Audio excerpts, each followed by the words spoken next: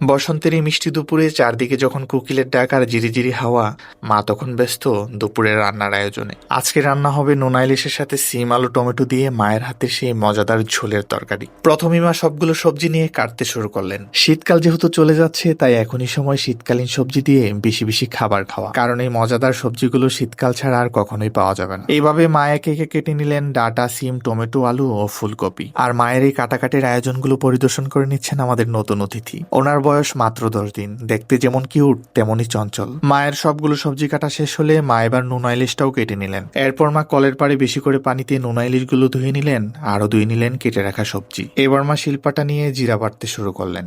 আমার মা যে কোনো মাছের ঝোলের তরকারিতে জিরা বাটা ব্যবহার করেন, এতে তরকারির স্বাদ অনেক বেশি বেড়ে যায়। আপনারা কে কে জিরা বাটা ব্যবহার করেন অবশ্যই কমেন্ট করে জানাবেন। জিরা বাটা শেষ হলে এবার মা বেশ কিছু পেঁয়াজ রসুন বেটে নিলেন। এরপর মা কড়াইয়ে তেল গরম করে দিয়ে দিলেন পেঁয়াজ রসুন কুচি, পেঁয়াজ রসুন বাটা ও জিরা বাটা। সামান্য নেড়েচেড়ে মা কিছুক্ষণ পর দিয়ে দিলেন হলুদের গুঁড়া, মরিচের গুঁড়া ও ধনিয়ার গুঁড়া। সাথে দিলেন পরিমাণ মতো লবণ ও সামান্য পানি।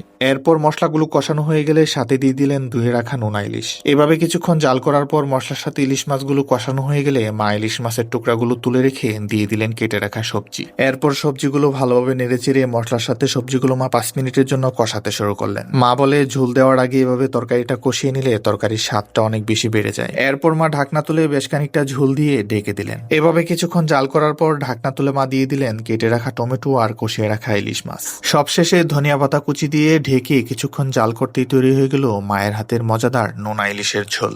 এই তরকারিটা দেখতে যেমন সুন্দর হয়েছে, গ্রানটাও বেরিয়েছে চমৎকার। মা তরকারিটা চুলা থেকে নামাতেই আমি প্লেট নিয়ে খেতে বসে পড়লাম। নোনা ইলিশের ঝোলের সাথে আলু টমেটো সিম মেখে খেতে কিন্তু অসাধারণ। আপনারা বাসায় রেসিপিটা অবশ্যই ট্রাই করবেন। আজ ছিল এই পর্যন্ত, আবার কথা হবে আগামী অন্য কোনো ভিডিওতে। সেই পর্যন্ত সবাই ভালো থাকবেন। আল্লাহ হাফেজ।